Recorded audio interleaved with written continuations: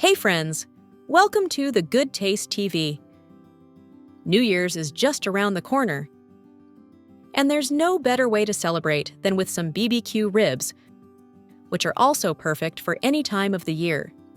This is a 100% homemade barbecue sauce. The ribs were delicious and tender. You can't miss this recipe, so let's get started. I have 5 pounds of pork ribs. These are known as baby back ribs, and they're perfect for this recipe. We have to remove a little piece of cloth that it has at the back. First, we need to remove a thin membrane on the back or underside of the ribs. Using your nails, locate the edge of the membrane at one end, and once you find it, pull it gently until it comes off completely. If we don't remove this thin layer, no matter how long we cook the ribs, they won't become tender. Next, we'll prepare the marinade for the ribs. In a bowl, add 100 milliliters of oil. Any cooking oil you have at home will work. Then add the following seasonings: 2 teaspoons of salt, 1 teaspoon of ground black pepper, 1 teaspoon of garlic powder, 1 teaspoon of onion powder, 1/3 teaspoon of ground dried thyme, and 3 teaspoons of smoked paprika. If you can't find smoked paprika, don't worry, use regular paprika instead. Mix all the seasonings thoroughly, and now the marinade is ready. Pour the marinade over the ribs and spread it evenly to ensure the flavors are well distributed.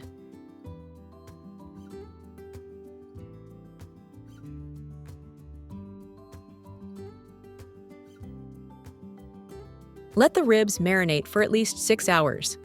I like to leave them in the refrigerator overnight for the best results. Don't forget, my friends, cover the ribs well to prevent any odors from escaping and making everything in the fridge smell like paprika. Now, let's move on to the barbecue sauce. You can prepare this sauce a day ahead or 2 hours before cooking the ribs. In a small saucepan, add 2/3 cup of ketchup. I recommend using a good quality ketchup to ensure a flavorful barbecue sauce. Next, add 1.5 tablespoons of mustard, 2 tablespoons of apple cider vinegar, or white wine vinegar if that's what you have. Add 3 tablespoons of Worcestershire sauce.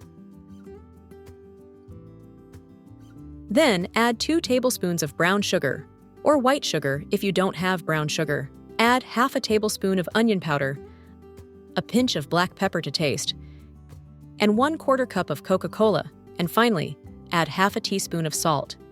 Measure the salt in teaspoons, but measure everything else in tablespoons. Turn on the stove and stir everything well to make the sauce. Cook the sauce on low heat for 10 minutes. Keep the heat low because as it starts to boil, it will bubble. So be careful not to burn it, and make sure to stir regularly so the sauce doesn't stick to the bottom of the pot. After 10 minutes, check the flavor and add more salt if needed. Set the sauce aside and let it cool before using it. Once the marinating time is over, remove the ribs from the refrigerator. Preheat your oven to 180 degrees Celsius for 15 to 20 minutes. Meanwhile, prepare a baking tray by lining it with aluminum foil. Place the ribs on the tray, making sure they aren't overlapping so they cook evenly. The marinade already has salt, but add a little more to enhance the flavor. I like to use flaked salt, also known as Maldon salt. It's very tasty. If you don't have flaked salt, regular table salt works perfectly fine. Add a little extra salt and cover the ribs with more aluminum foil. Make sure they're completely sealed. This helps trap the steam inside, which will cook the ribs and make them tender. Bake the ribs at 180 degrees Celsius for 2 hours. During this time, you can relax, clean the kitchen, or do anything else. That's the great thing about this recipe. The oven does most of the work. After 2 hours, carefully remove the tray from the oven. Lift the aluminum foil and check the ribs by poking them to see if the meat is tender. As expected, the meat will be very tender and ready. However, there are a few more steps to complete. Return the ribs to the oven for about 15 minutes. This step helps evaporate any moisture on the surface, allowing the barbecue sauce to stick better.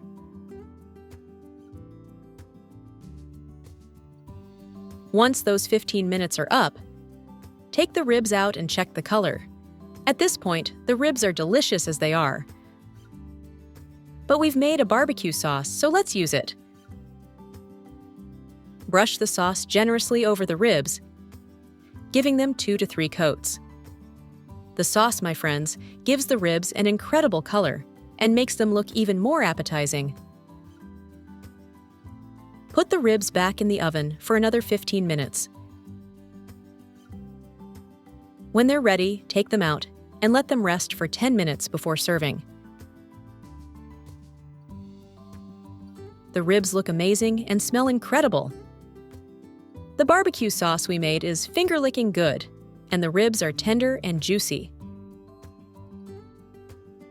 Before heading to the New Year's party, I had to try the ribs because I couldn't stop thinking about them. When I took the first bite, I felt like I was in heaven.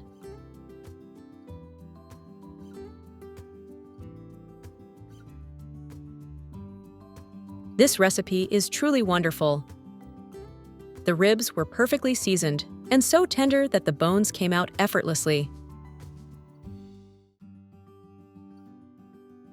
When I took a bite, all the meat stayed intact but melted in my mouth. It was so satisfying, my friends. I felt pure happiness. I hope you enjoyed this recipe as much as I did. Thank you for joining me on the Good Taste TV today. I'll see you in another video. Goodbye.